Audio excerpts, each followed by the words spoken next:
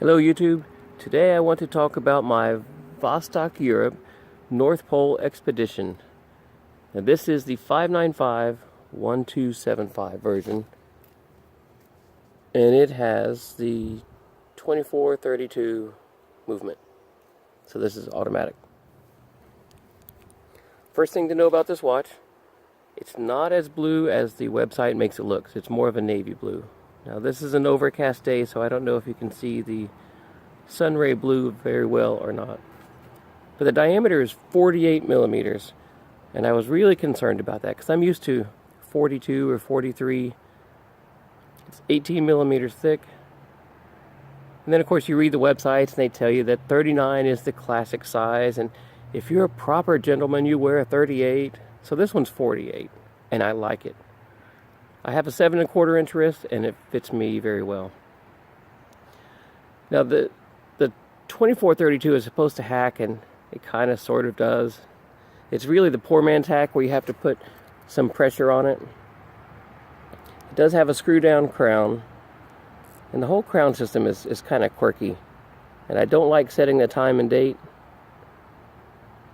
It's kind of hard to stop the minute hand or the second hand,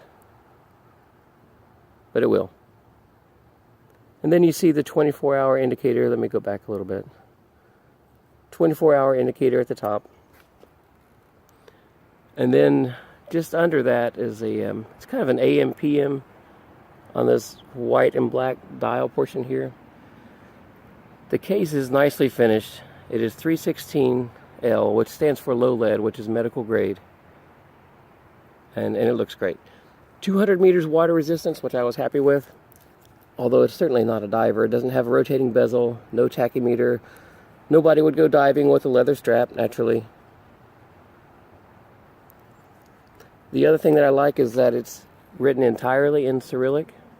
So even the back, if I show you that, I don't know how well you can see that. This is a limited edition by Vostok Europe because they like to do that stuff. And this is number 62 out of 500, which you can see here. There. So the mass is reasonable for a watch this size. It's 140 grams. It would be a lot heavier if it had a stainless bracelet, but being leather, it's reasonably light. Now one thing that's kind of odd, let me move the minute hand. The date wheel is at an angle. And I understand it's a radius from the center line,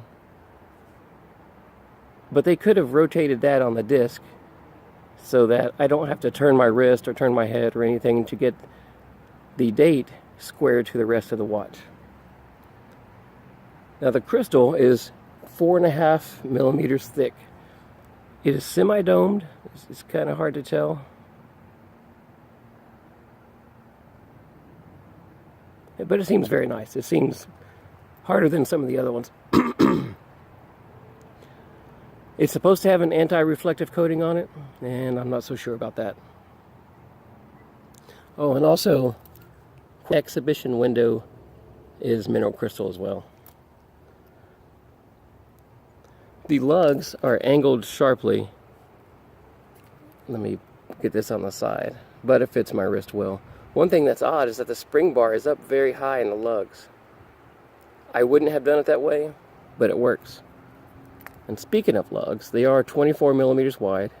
No surprise there. This is Vostok Europe, so I know it's going to be kind of big and bold.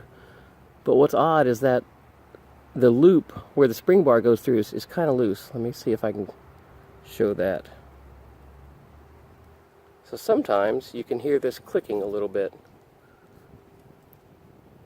Not much. It's minimal. Let's see what else about this watch. It's quiet overall. The vibrations per hour is 19,800. And you won't hear it tick or anything like that, but occasionally if you're doing something with a rapid motion, then you'll hear a little bit of a loose sound from the rotor. And that's pretty rare. I've only heard that a few times. The Loom is fantastic. It is surprisingly good. Now that's because it's large. I mean, there's just a lot of surface area on the Loom. It's a large watch, so there's plenty of room. for the Loom, and it works really well. Soon I'll do a Loom comparison between another Vostok that I have and a Tissot, and also a Victorinox, and I also have a tritium watch also with a T100. So I'll do a Loom comparison on that soon.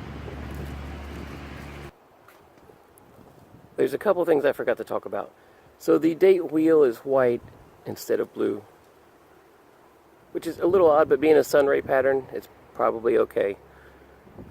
Not a big deal. I just wish it were square. The other thing that I forgot to mention is that the crown is signed. It does have a screw down crown. And also the buckle is signed. Here's the Vostok Europe logo. So this is the Vostok Europe that I always wanted, and it took me quite a while to find one because when I learned about them, the limited edition run was all sold out. So I bought this one used. It's really nice, and I really like it.